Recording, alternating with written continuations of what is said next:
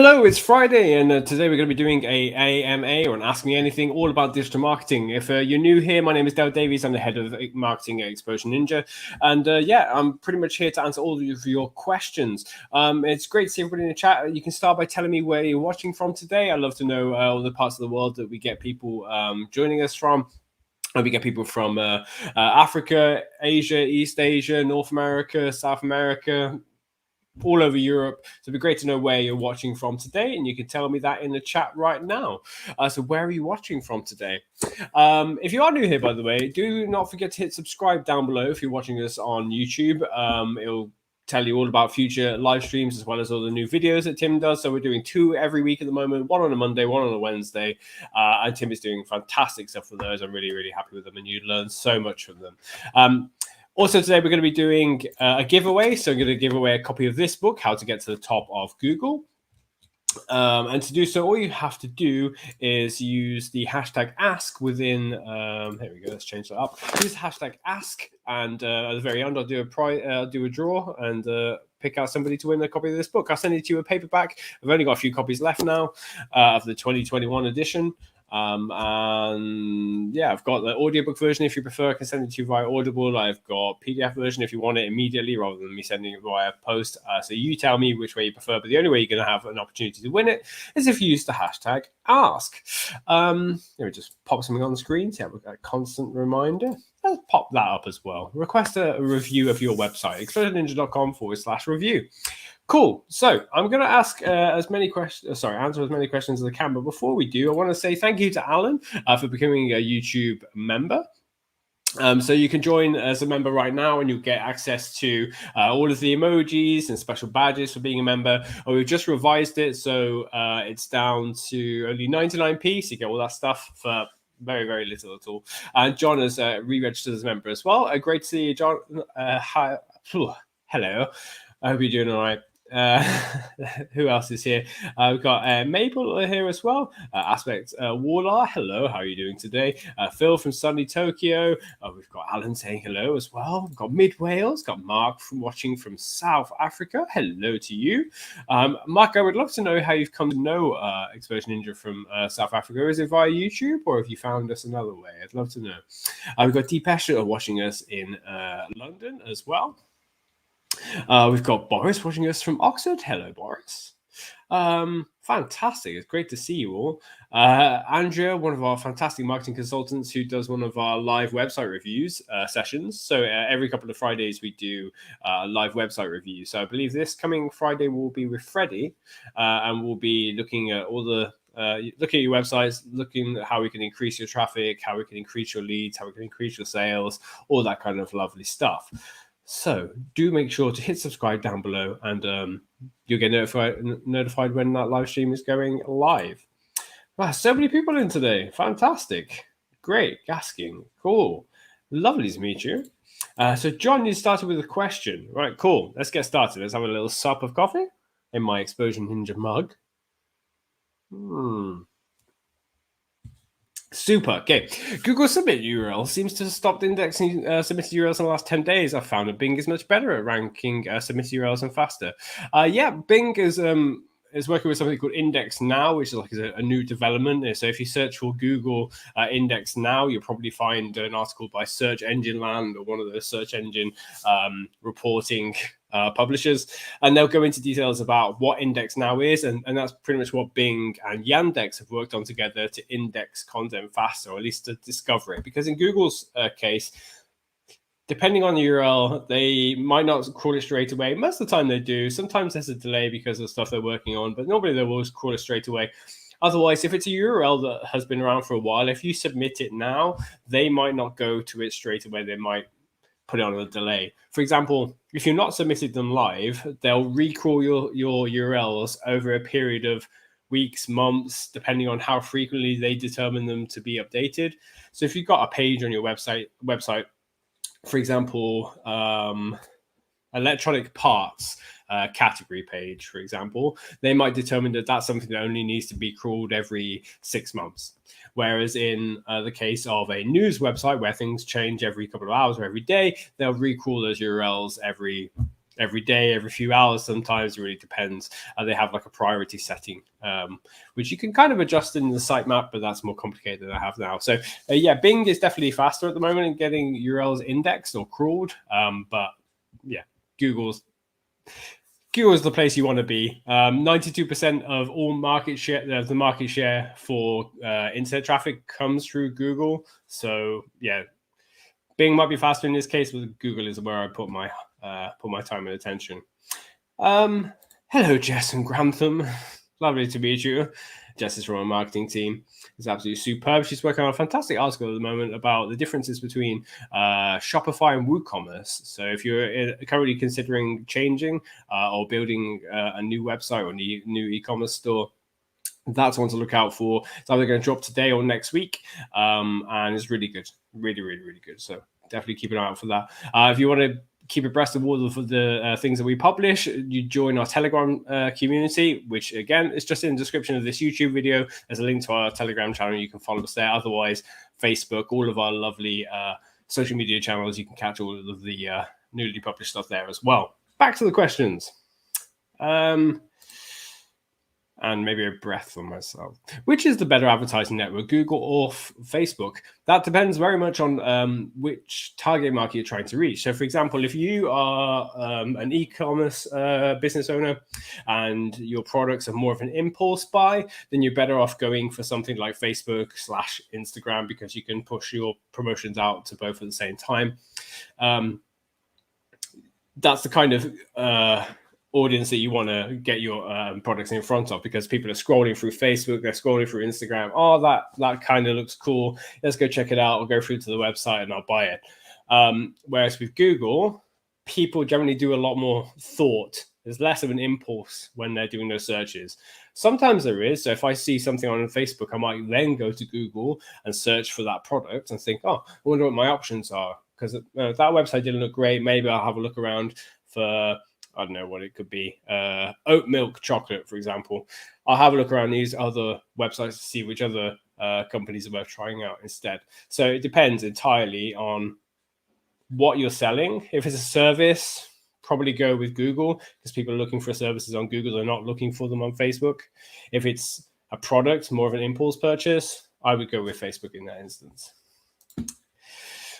Okay, Boris, what if you're starting a service business and you want to show credibility but don't have a list of previous customers, so you don't have testimonials that you can show on your website? Starting a service business and want to show credibility. So the credibility, your credibility is going to come through service delivery, of course, but also there are other ways of earning credibility, and that's through joining the proper associations, guilds, all that kind of stuff, to show that you're accredited or at least authorized to deliver that service or products or whatever it is that you have on offer. You can apply for things like a checker trade status, or if you're a contractor, you can apply for can't think of the word right now. Like, for example, there's a company that we work with called Chaz, and they do contractor. Let's just find out the exact wording. Here we go. Contractor Health and Safety Assessment Scheme. So if you're approved by Chaz, you can put the Chaz logo on your website. So depending on what industry you're working on, there's probably something similar. So for example, in like technology spaces, places like that, you have like ISO ratings, which can ISO certificates, which can take time to get, of course, and take an investment. But there are lots of things like that you can get or join to show off that you are trustworthy, that you know what you're talking about, that you can deliver whatever it is. Of course, you can always work. For example, you might have suppliers or vendors that you work with, or you started a relationship with. You can have their logos on your website as well and say that you've been trusted with those companies to deliver X. So lots of things you can do before you start getting those client testimonials and ratings on your site or through Trustpilot or what have you. Cool. There's quite a few questions coming through. Keep coming. With a limited budget and time, what do you think is the best area to work on, has the best results? PPC, SEO, content marketing. Cool. Limited budget and limited time, two very different things. So when you mean limited time, do you mean you need the results immediately, or you don't have a lot of time to do the stuff? If it's limited time, as in you need to get it all of this traffic in, all these sales in the next 30 days, then PPC is the way to go.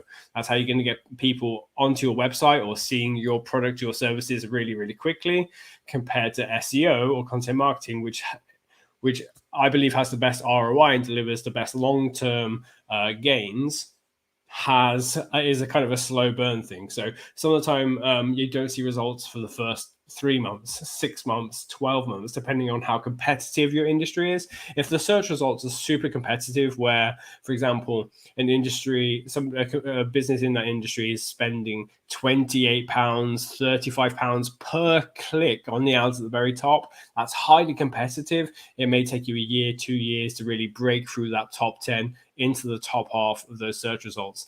So if you have an immediate need for traffic, an immediate need for sales, and you have a limited, time to do that, then PPC is the way to go. But if you don't have a time limit, you don't have to get that turnaround really quickly, then SEO and content marketing is the way to go, because it costs less. I mean, for example, if I'm going to go write a piece of content now, write a blog post, I'm probably going to put in at least 10 to 20 hours of research and writing, then promotion. That's obviously a big time investment. So if you don't have the time to do that, it's tricky. It really is. It really depends on how little time you have, how little money you have, and make the decision based on that. Cool. I hope that's helpful. Okay. So your question was about better advertising network, Google or Facebook for affiliate marketing. Affiliate marketing, it really depends on what you're selling. So, for example, I did affiliate marketing beforehand on travel insurance through my travel blog. And when we were getting referrals, it was coming through organic traffic, because the content that I put out there was things you need to know before you go traveling, or what you need to buy before you go traveling, or if you go around the world travel checklist, things like that. And within that you have, travel insurance is something you should have as well. So that was an organic piece, that was an SEO piece. Whereas I could try and promote that article, that guide, through PPC, through social, through Facebook ads, through Instagram ads, but it's just not going to connect in the same way. It will get clicks, just not in the same way as organic, that piece appearing organically would. Okay. Question about backlinks. So if you have lots of location pages for a service business, is it better to get backlinks to your homepage, or should you get backlinks pointing to each location page? Well, this answer is going to be in two parts. First of all, it's not always necessary to have lots of location pages. And the reason I say that is that it can get very quickly out of hand, where you could have, like, you start off, I've got 5 location pages, and then it becomes 15, and then it becomes 30, and then it becomes 80. If you end up going national, that's going to be a complicated SEO mess later on. So you have to really put the research in now and decide, is this what I want to do? Do I want to create location pages? Do I want to segment them into, I'm just going to let's presume you're in the UK, segment it into England, Wales, Scotland, and compartmentalize them, have them in folders, all that kind of stuff. You got to do your research there.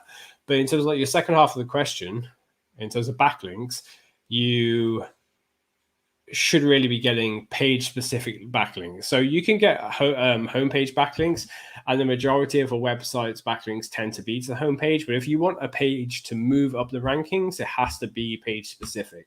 You can pass let's just call it link equity. I know there are other ways of saying it: domain authority, page authority, whatever, link juice. I'm not a fan of link juice, but let's just call it link equity, because that's the way I like to say it.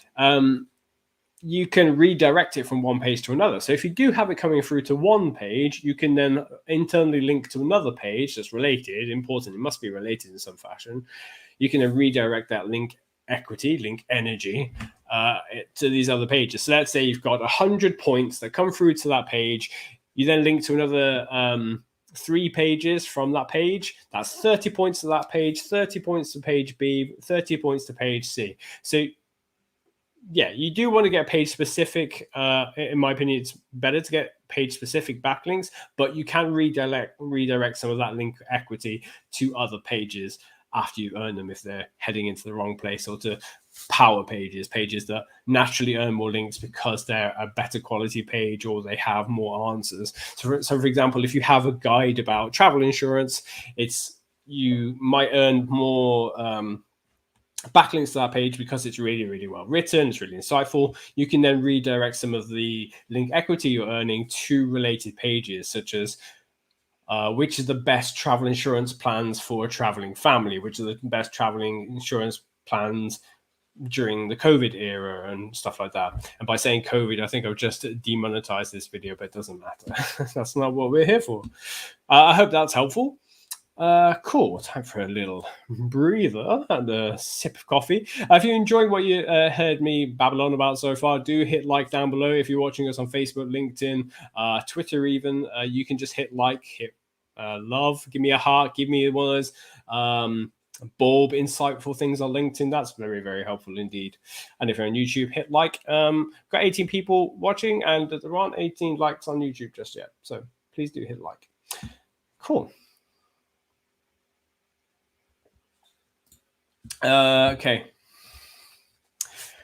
So how much do people pay for articles? I'm hearing stuff for $100 per article. That sounds ridiculous to me. It really depends on your experience, and it really depends on how much proof you have that you can create content that either connects with the person who's supposed to be reading it, i.e. they convert well afterwards, and the conversion could be just going to another page, not necessarily signing up for anything or buying anything, or that page ranks well. So I'll tell you a little bit about my history. I started with a travel blog, learned how to write, learned how to do SEO to make that a successful website, and then started doing freelance content writing.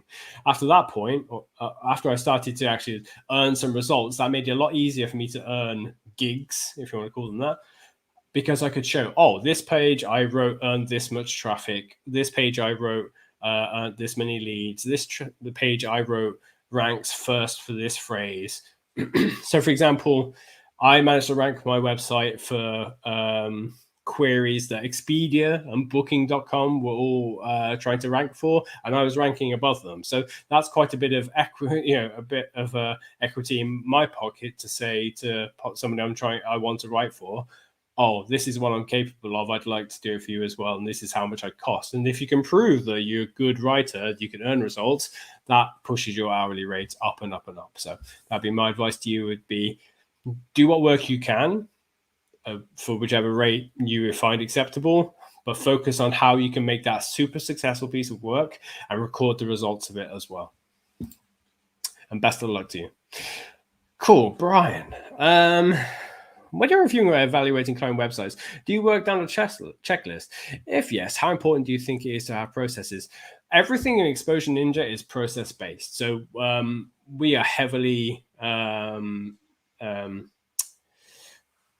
we really, really love process. We're process driven. So everything we do, as I say, has like a checklist or a task list of some form. So we use a program, a software company called Teamwork, who are really, really big fans of, and which we can create templates in. I mean, within those templates, we have all the things that we want to check when it comes to doing SEO for a website, or how we write a piece of content, or how we promote a video or podcast, all that kind of stuff. And then on top of it, all of our ninjas or our specialists can then add their expertise on top. So we have like that baseline of the checklist that says, right, we're going to make sure we always do our very, very best. This is our best practice. And then we drop on expertise on top of that as well. So I don't think there's a single thing that we do that isn't that doesn't have a checklist or some form of task list assigned to it within Exposure Ninja. So yeah, heavily big fans of tech. Of processes, and that's why we're so successful at generating such good results for our clients, because once we've seen it work with one campaign or several campaigns, you can then improve your processes to make sure that same piece of brilliance works in every other campaign as well. Of course, you have to do some things which are target market specific or industry specific, but the baseline is always how strong can we make this process? There's a book that we all pretty much read when we're going into that space of how do we create a process? And it's called the Checklist Manifesto. Big fans of it. I highly recommend reading it. It's quite short. Jess, I know you recently read it, having just joined Exposure Ninja. I'd love to know in the chat if you're a fan or not. There we go. Just saying, I love a good checklist. Indeed, checklists are fab. Right. Let's see if I can go back a little bit and find some more questions. Oh, this is not a question, but I entirely agree with Nightbot that you should hit like if you'd learned something today.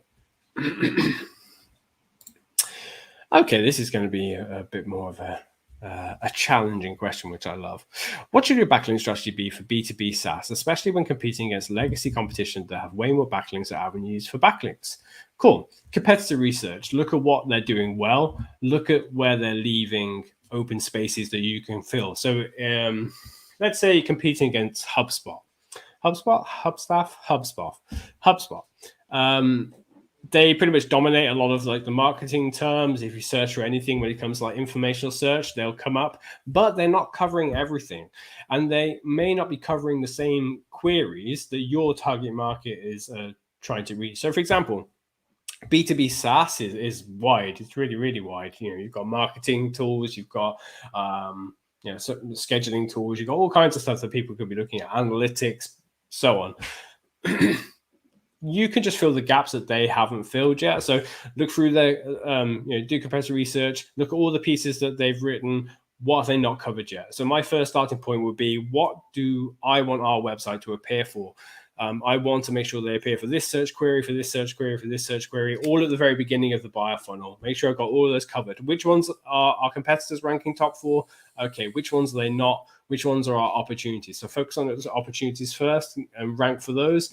And then those will turn into more traffic for your website, but also increased relevancy for your search queries, as well as Google seeing, oh, people are really enjoying this website about X subject. Let's boost their website for X subject, because clearly they seem to know what they're writing, what they're talking about, what they're writing about. That website clearly has more value than we thought. In terms of like a backlink strategy, again, the same kind of thing. You can first start off by doing your competitor research and seeing, okay, which websites have our competitors all got links from? Okay, we should probably have links from them as well. So there's a tool called Majestic, and they have a tool called, if I could just remember, let's see if I can find it right now. Majestic. No, not Majestic Wine. That's something else altogether. Majestic. It's like overlapping. What's it called? I can't see it. Click Hunter, that's it, Click Hunter. So basically, we'll look to see which websites are looking to your competition, and you basically just want to make sure that you have those same ones as well. And again, look to see where they're not building links from. So if they're building them from one area, you can take the same idea and capture the links where they haven't gone yet. So let's say they're building backlinks via some asset they've created for CV. Let's say, I think HubSpot have like a CV builder thing, or like templates. You could do something similar, like create templates for something else they haven't covered yet. So like invoicing template or something like that. And then you can dominate that space and create links in the same way. So look at competition, see what they're doing, replicate it in your own way, but also look at what they're not doing and use those as opportunities to create content as well as build links as well. Obviously, when I create backlink strategies, there's way more to it than that. I spend like an entire day, if not days, thinking about backlink strategies. But as a kind of 4 or 5 minute thing, that's the first thing that comes to mind. How do you get backlinks in the first place? So start to think about, you can create there's so many options available to you. In fact, there's an article that Jess has written. Let's see if I can find it, and I will link it in the chat. There we go. So how to get backlinks in the first place. There we go. So you can go that. You can find it in the chat. You'll be able to click on that and go straight to it. So there's how to earn 100 links in 30 days, and there are 17 different ways in which you could do it. But one of the first kind of ways is to start to look at which businesses you work with, and have they got a website, and could they link to your website as well. So I'm thinking of like vendors or people you've delivered services to. So if I just find that comment again. Phil, I know you work in a languages space, so you can think about people you've helped with languages, or whether that's translation at, let's say, a translation a conference, or you a translation within a meeting or something like that. Speak to the businesses you worked with and ask them if they would be happy to link to your website from there, saying we approve this vendor, or we highly recommend X, or when you see all those logos across a row of many websites on the homepage, which we highly recommend, make sure your logo is in one of those. So obviously it works differently within different businesses. So within B2B, it works differently to B2C and e-commerce, but there are ways in which you can do that, in which you can get that link from a vendor or somebody you sell to or buy from.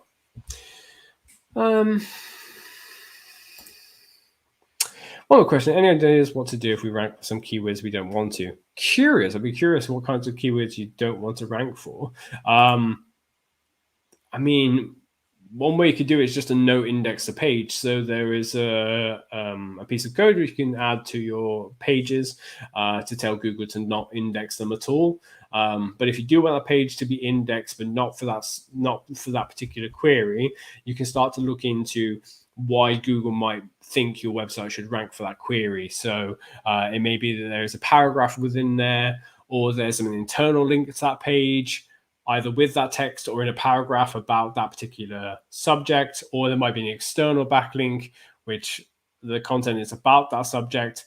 But it tends to be, in my experience, something that's on the page itself rather than off page, or off page. So I would start just looking through that content and seeing what is it about this that would make you rank for it. Is a way we're not saying that specific phrase, or maybe there's a variation of the phrase that we've used. I'd have to see that particular one, but I would start looking at on the page and off the page. Is there a mention of it, or a similar broad way of saying it that's been used? Just get rid of it. Unless, of course, you want to get rid of the page out of the ranking altogether, in which you can no index it. Cool. We're half an hour in. I'm trying to get through these as quickly as I can.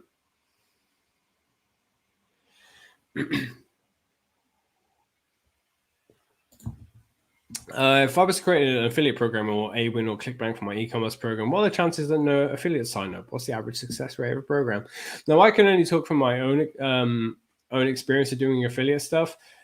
Affiliate stuff is really, really hard unless you are giving away loads of stuff. Like if you have a really high percentage commission or fixed fee, then people be interested.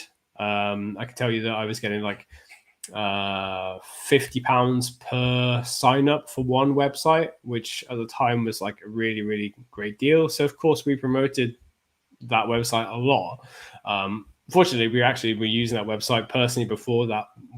That's why we looked into it as an affiliate. So I didn't feel too terrible about that.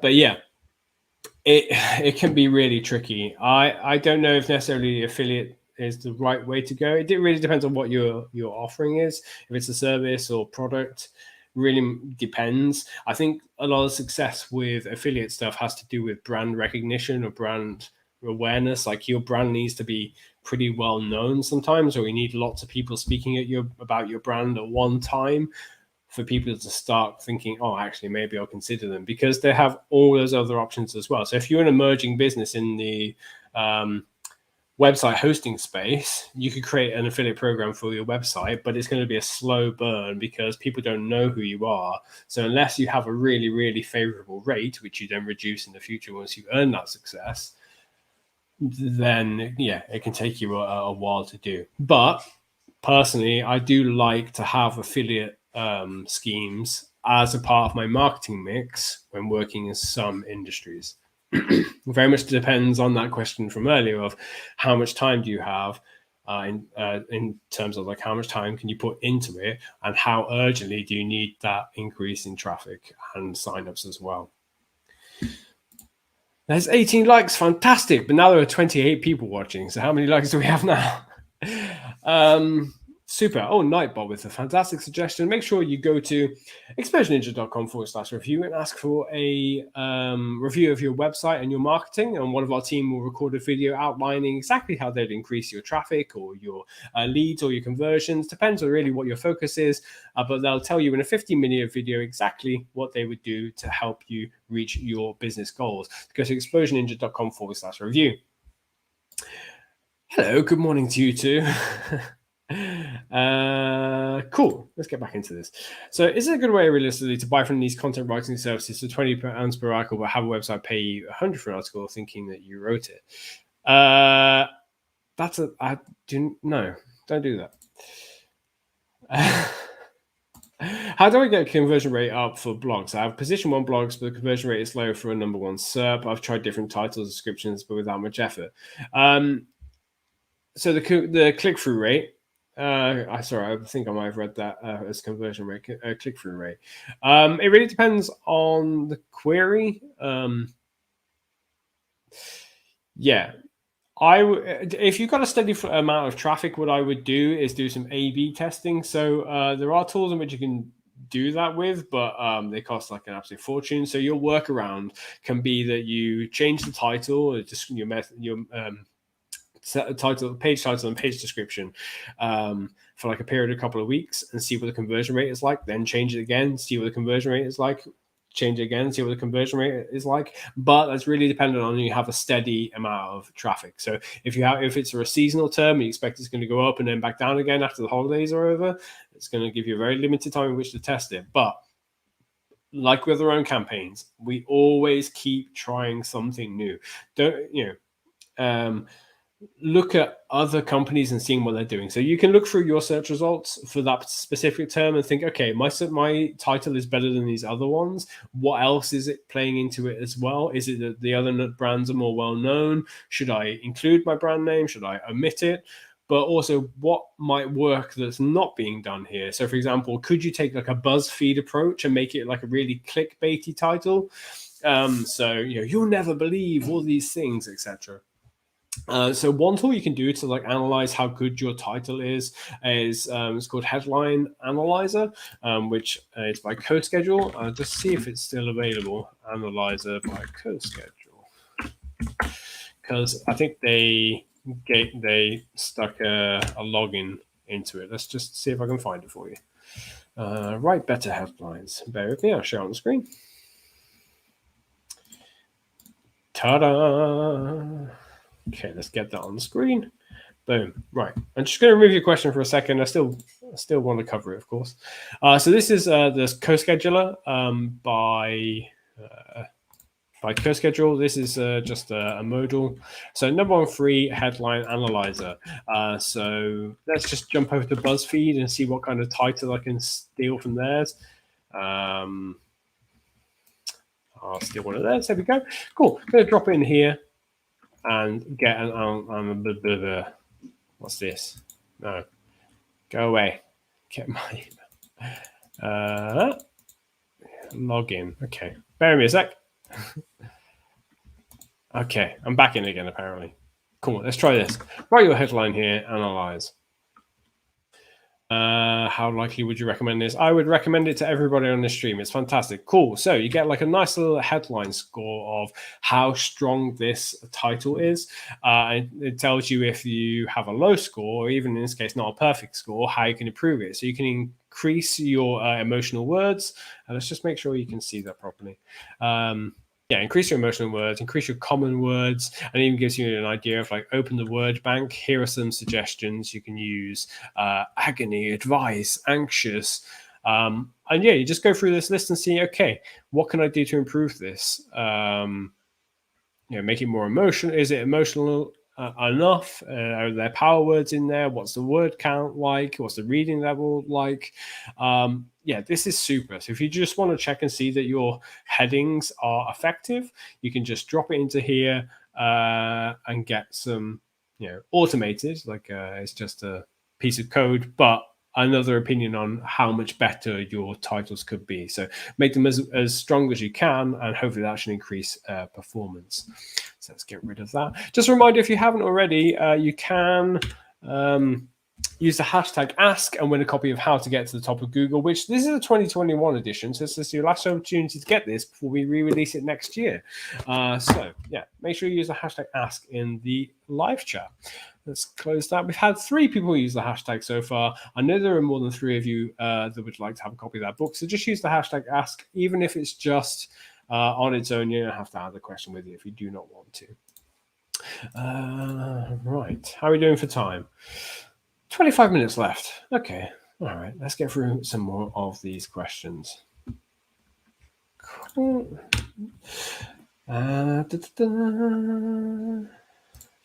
Jess with the big confirmation that yes, Checklist Manifesto is a great book. 100% recommend.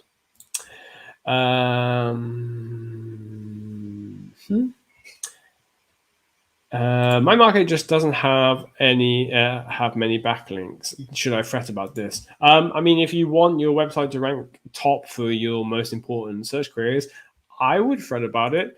But there are other ways in which you can make backlinks. So, for example, John, if I remember correctly, you sell electronic parts or electronic equipment for electrical work.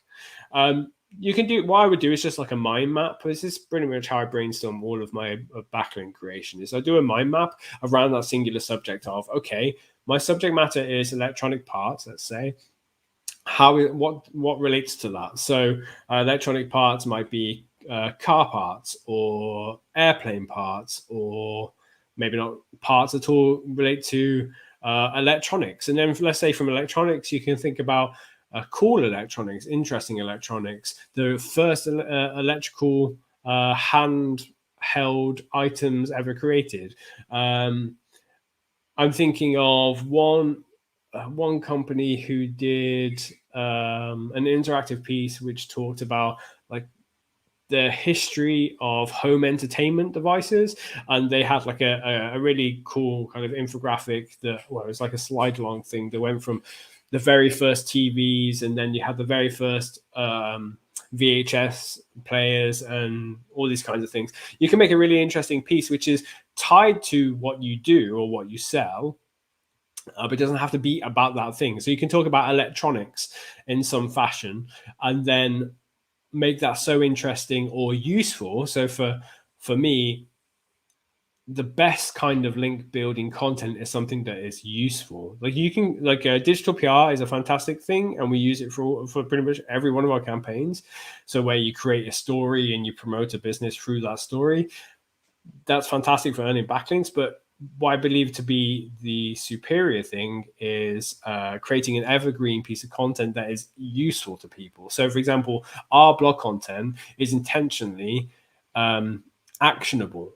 Like people can go to our blog post about how to write page titles and meta descriptions and learn how to do that specific task. And that's why that piece continues to earn backlinks and traffic 4, 5, 6 years after it was originally written. So in the case of like entertaining pieces, that can earn backlinks really quickly because it can get like shared around a lot. But then unless you do a specific strategy where every year you go out and promote it. So this time next year, I'm going to promote it again. I've updated it slightly. I'll promote it again. You can do that. And I know agencies that do that. They promote the same piece annually.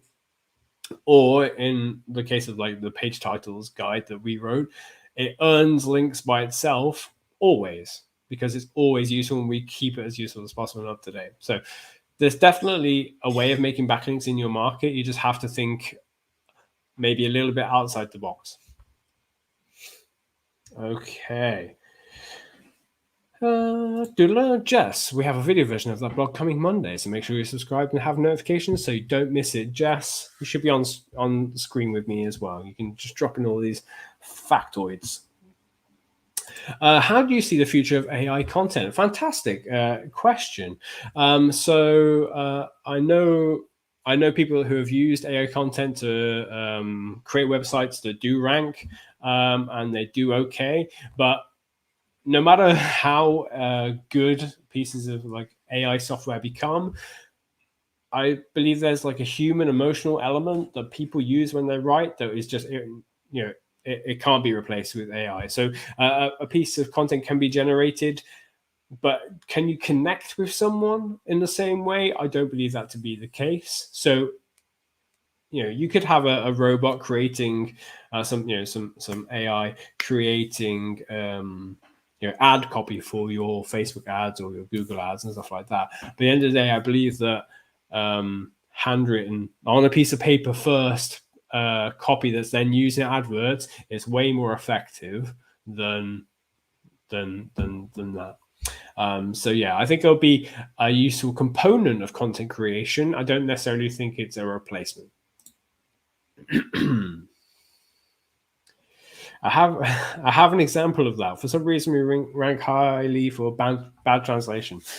So you can actually use that to you can use that as a way of building links and earning traffic. So the people searching for bad translation are probably looking for an example of bad translation to use in something they're doing. So maybe they're putting together a presentation and they want to show a picture of bad translation or like a famous bad translation that they can use in their presentation or in the piece that they're writing for their own website, perhaps. And then you can use that as an opportunity to get backlink from their piece back to yours. So you're not necessarily using it to get traffic traffic to your website that's going to convert on what you're selling, but you might be able to get traffic that are going to learn about your brand and maybe come back to you in the future. So I know HubSpot and other websites do this. They try and cover what X meme means, like some social media meme means.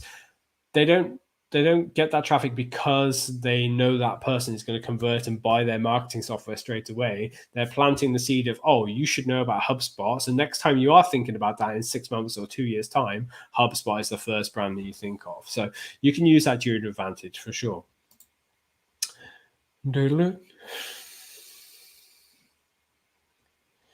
Okay, I just changed my business address and need to update Google My Business, etc. Is there a good process to follow so my SEO is not affected? Can you update the address across citations in one go? There are some ways in which you can update them in one go. So I know some services do that. So I know that SEMrush now has that system built in, but it costs you like an extra fee to just get them to do it. There's a company in the US who does it as well. I can't remember. Yext, I think their name is. And they will you pay them a fee. It's not cheap, but they will just make sure all your citations, all of your business listings are all accurate. There are a couple of companies that do that, in fact. I think it's Bright Local who do it. There are a few. But yeah, it's a bit of a messy thing to do, and I never look forward to having to do it, but it is highly important. One way I would do it, or one way I have done in the past, is just to search for your business name on its own within quotation marks in Google and see what comes up, but add in Exposure Ninja plus Nottingham or 8 Leopold Place or the first line of your address, and just search for your telephone number, search for your contact details. Just do it one line by line or all in one go, and just look for any mention across the internet for that and just get that updated. It's a slow process. It's not fun, but the results of doing so are that Google sees the same name, address, phone number, and website address in all the same places and thinks, okay, that business is a real business. And yeah, Google My Business, sorry, it's now not Google My Business, it's Google Business Profile. They changed the name this week or last week. It's the first place that I would update. Okay, the Kent and Sussex Tea and Coffee Company. Ooh, coffee. Let's have a little. Right. Would you prioritize content over backlinks? Let's pour myself a little bit more coffee because there's 15 minutes left and I've got to power through. Would you prioritize content over backlinks? Always. Listen, backlinks are fundamentally important for getting content to rank high in Google, but there's nothing to rank on your website without content. So first, get a foundation of what are the most important pieces of content you need on your website. Make them the best possible. Make sure that they're better, more insightful, more actionable, more useful to people than all of the other results in the first page or first 2 pages of Google, and then focus on how do I earn backlinks to these. So you need that foundation, that bedrock of really, really well done content, and then build the backlinks on top of it. So you can either think, what does my buyer funnel look like? At the very beginning of the funnel, I've got informational searches. So people are thinking of, well, I'm thinking about getting coffee at home for the first time. What do I need to know? Which machine should I get? Should I get a single blend? Should I get single origin? Should I get a blend? There are lots and lots of questions at the very beginning. We're in our Slack this week. We're talking about which is a good coffee machine to get at home. That's a question that people are asking. What's a good coffee machine for the home under £500? That's the top of funnel. People are thinking about making a decision on which coffee machine to get. And towards the bottom of the buyer funnel, sales funnel, is X, the name of a specific coffee machine or range, or like Sage or Gadget. Is it Gadget? Gadget. So yeah, think about, do I have the content for that top term? Do I have content for that bottom term? And then can you create backlinks to that top one of best coffee machines under £500? You could definitely earn backlinks to that either by going out there and promoting that piece or earning them naturally by ranking at the top of Google. Or you can as well, and preferably as well, create a second piece of content that is specifically for earning links, which may just be a promotional piece.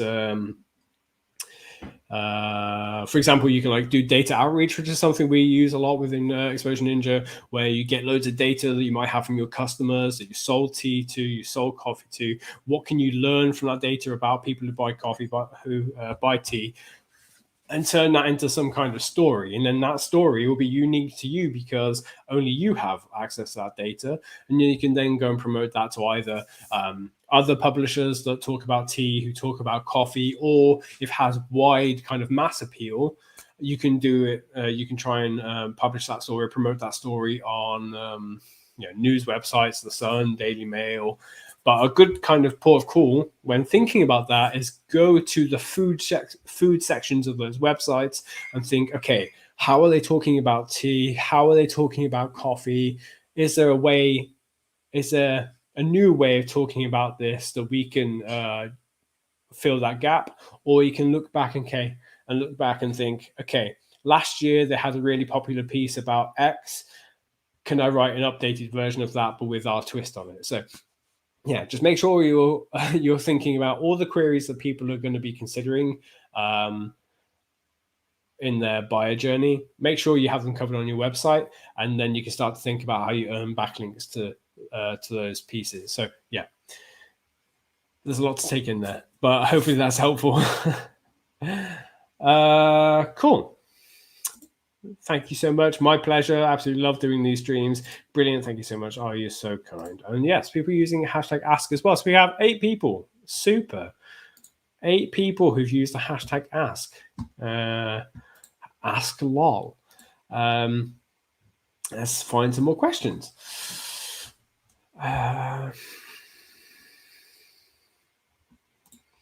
Super. Cool. Let's get that off the screen. We don't need that. That's a bit on the big side. Let's bring that back. Cool. With limited resources, what do you think is the absolute essential checklist of what we should be doing as a nonprofit organization? So nonprofit organizations definitely tap into the support network. So for example, here in Scotland, we have organizations that are for all of Scotland. They support you through learning about how to run your organization, how to get support, how to find financial support for your charity as well. There's all kinds of stuff like that. It's fantastic. They'll also be able to help in terms of earning links as well. So there'll be a network of other charities that will be related to yours. You can be asked to be included within their resources list on the website, for example. So you can create one on your website to start with and say, these are the charities that we work with, or the charities that we recommend for X purpose. So if you run a homeless website, a homeless charities website, you can talk about you can have a resources list. These are the family care or mental health, or a list of all the charities you work with locally separated into their purposes, and then do that on your website. and see if you can work with the other charities to replicate the same thing. So you've got all that kind of, you've got that method of earning backlinks. You've got that way of earning more brand visibility is the way you got to think about it. But checklists and things like what you were doing other than that way of earning backlinks. Think about, again, what are people searching for that will bring people to your website? What's the kind of early stuff that people think about or start Googling prior to looking for a charity? So if a charity is offering activities for people, there's going to be searches early on, such as what things to do in X area for people with learning disability or reading disability or mobility issues, things like that. So think about again, it all comes down to research really early on. Draw a triangle. Let's just find diagram.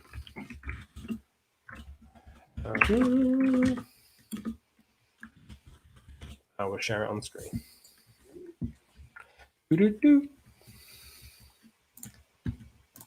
Okay, let's get that on the screen. Remove. At the screen.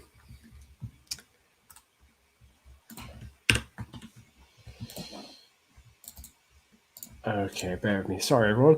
I'm sure that's really fun listening to me typing away. Super. I'm just going to remove you from the screen. Let's make it full screen. You can still see me anyway. Okay, so we've got a diagram on the right-hand side, which is not very big. Is there a bigger one? Okay, awareness, research, money. Yeah, that's more or less it. There's a better one. I'm sure there's a better one. Informational keywords. These are also small. Sorry, everybody.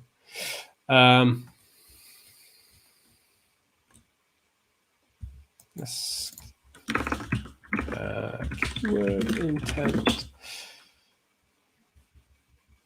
Okay, none of these are really that much better. I know there is one on our website, but I can't seem to find it right now. But yeah, it's basically all this information stuff at the beginning. Let's see if we can open that up. Where's that? All right, okay, fantastic. Yes, I've read that. You can't see what I'm looking at because it's in another window. Sorry, everybody. Okay, cool. Informational, commercial, transactional, navigational. So informational, this is somebody who's just looking for like, oh, what kind of coffee machines can I use at home? Then commercial is more, okay, I want to look for X, coffee machines under £500. Transactional is Sage Bambino Plus, free delivery, and navigational is where like I want to go to Facebook, so I type Facebook. So you've got to draw that triangle on a piece of paper and start to write in at the very top. What's the kind of informational queries that people are asking? What kind of questions that people call you up with or send to you via your contact form or email to you, or if they come into your store, depending on what you're selling? What are the kind of questions people are asking really, really early on? Do I have them covered on my website? So that's the kind of first starting point. I would start with a non-profit organization. What kind of queries the people that I'm trying to get to convert my website will have the very earliest stages. Okay. Reciprocal links now deprecated by Google. Nope. Not as far as I know. Reciprocal links, are they as powerful as non-reciprocal links? I don't think they're super powerful, reciprocal links, but it's better than no link at all. So when you're looking for an opportunity to earn links very early on, it can be a very simple thing to do. It doesn't cost you lots of time, doesn't cost you lots of money. So reciprocal links are decent, but they're not obviously the best kind of backlink you can get. So if you're in a position where you're starting your backlinking journey and you want something you can do really quickly, that's a good starting point, but I wouldn't make it the core focus of my backlinking strategy. Nightbot very rightly saying, request a website and marketing review via exposureninja.com/review and hit like down below if you enjoyed this stream. Super. Let me just close that. Don't forget to use the hashtag ask if you want a copy of our book. Okay. John, you can think of creating a directory of electrical engineers for reciprocal links. Would this work as a source of backlinks? Absolutely. Like people that you trust. That's a fantastic starting point.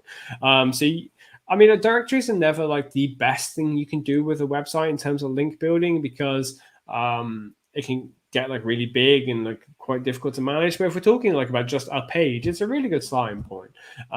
Again, a backlinking strategy should never just be one thing. It can be a directory or resources kind of thing, but then evergreen content.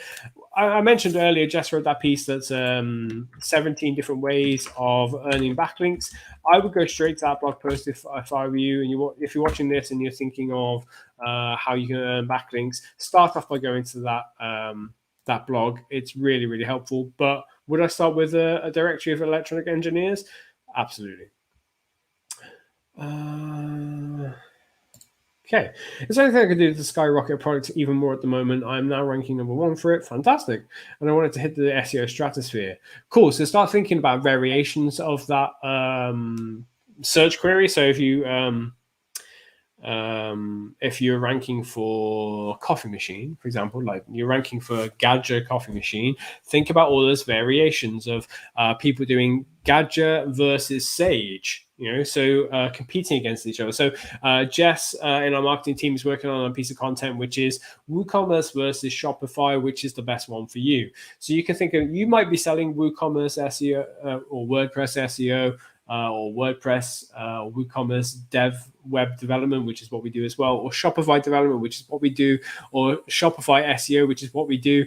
We can combine those things and compare them against each other and create a piece of content which will be useful to people. If the people at the very beginning of their buyer journey with us are thinking about, should I redevelop my website or build a new one on WooCommerce, with WordPress and WooCommerce, or with Shopify? And we can answer that query. So start thinking about that. If you're dominating with that product, fantastic, but where else can your products be appearing? Can it be appearing in gift guides? Can it be appearing in comparisons? That with products is always a good idea to get involved with affiliate marketing, because again, it's a longer kind of thing to work through, but you get your product featured everywhere. So I can think of a company like when I was still travel blogging many years ago now, called Tartuga Backpacks, and they were leaning heavily on affiliate stuff, and that's why their name started appearing everywhere. Their name was appearing on all the different travel blogs because they were offering a decent rate, from what I can remember. And people just like the product, which helps too. So you can lean into that as well. Just get your product in front of the right people. So it's not just appearing for that search query, but lots of other search queries as well.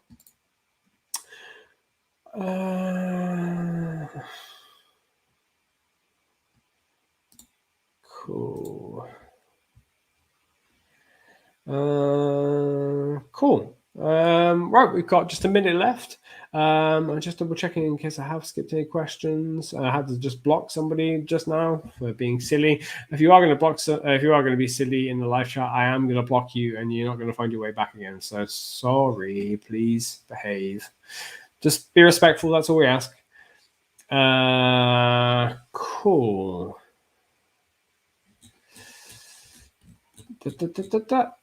Cool. Beauty products. Fantastic. This is the best time of year to be getting your beauty product in front of people. So gift guides are definitely a fantastic way to go. Obviously, with some gift guides, they have a very short shelf life. So this time of year, you might have beauty gifts for him, beauty gifts for her, beauty gifts for couples, beauty gifts for a teenager, beauty gifts for grandma, for grandpa, all those kinds of places. I would recommend just trying to get your product featured in there, but realize that it might only deliver traffic very briefly, but that might fuel your financial resources to create evergreen content of stuff that will be relevant all year round. So, for example, Christmas beauty product gift guide is obviously something you want to appear right now because it's the highest retail, highest sales period of the year. But then there are other gift guides like birthday gift guide or wedding anniversary gift guide and stuff like that, which is relevant all year round. So that's where I'd want to be. But also, whether being a beauty product, I know Instagram is actually a fantastic place for doing influencer marketing. Jess, if you're still in the chat, obviously knows a lot about that as well. You can always ask Jess directly if you like. But yeah, there's so many ideas. If you look for ideas, you can of course come to the Facebook Exposure Ninjas Facebook group. If you go into the description, if you're watching this on YouTube, you'll see that there is a link to our private Facebook group. It's called the Dojo. You can ask your questions in there. We can see if we can get some responses from the ninjas, Exposure Ninja, to help you out with some ideas. Otherwise, if you haven't already, request a marketing review via exposureninja.com/review, and the team will happily have a look at your website and see how they can help you. They'll send you a 15-minute video outlining how they can increase your product sales, your traffic, all that kind of stuff, your Google ranking for other terms as well. So we've reached the end. We need to have a copy of this book to give away. If you want to win a copy, use the hashtag #AskAnySecond now. I'll give you 30 seconds, and then I'm going to hit draw. So here's your last opportunity to win a copy. What's everybody got planned for the weekend? Love to know. What have I got planned? I have some test kits coming for COVID test kits coming because we're going abroad for the first time in like 3 years. So that's the only plan I have, is just be in the house when those test kits arrive. Drink lots more coffee, like now. Okay, those 30 seconds are now up, so I'm going to hit draw. Good luck, everybody, and let's go.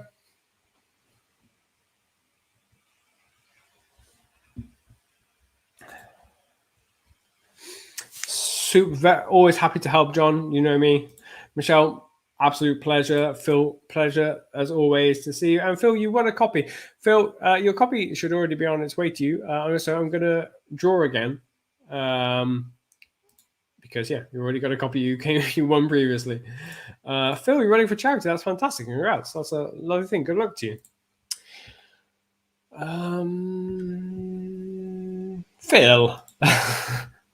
You're not getting that many copies. I'm sorry. Let's do it again. Come on. It's going to do it again, isn't it? Okay, Gangst. Fantastic. Okay, so Gangst, what you can do is use my email address down here, dale@exposureninja.com.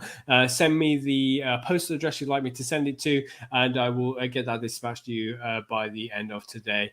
But yeah, that's great. Thanks everyone for coming along. I really appreciate it. I hope you have a fantastic weekend. And that's me for today. I'll see you next week where we'll be doing live website reviews again. So to take part in that, make sure you join our mailing list where you'll be able to submit your website in advance. Just go to exposureninja.com. You'll see there's a mailing list option at the top there. It says join the dojo, I believe, and you just sign up there, and keep an eye out for our emails during the week. So have a great weekend, everyone, and if you haven't already, hit subscribe and hit like down below, and I'll see you next week. Bye.